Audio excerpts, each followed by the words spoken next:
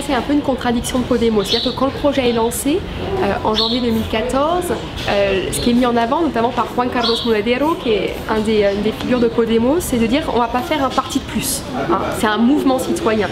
Les leaders de Podemos parlent toujours de mouvement plutôt que de parti, mais de fait, hein, quand on regarde comment le parti s'est institutionnalisé, on est en face d'un parti politique.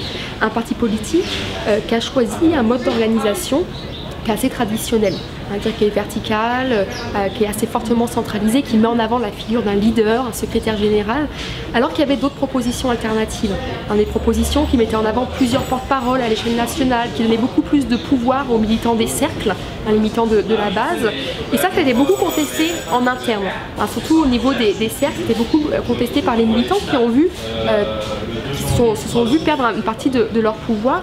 Et je pense que c'est une question qui va se poser à Podemos après les élections législatives, parce que cette organisation très verticale, elle a été justifiée par un souci d'efficacité. C'est-à-dire qu'on a mis en avant un principe d'efficacité face au principe de démocratie interne quelque part.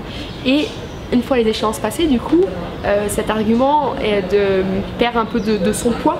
Donc il y aura probablement des discussions, hein, sur comment est-ce qu'on continue à s'organiser, est-ce qu'on garde ce modèle d'organisation très vertical, ou est-ce qu'on repense l'organisation.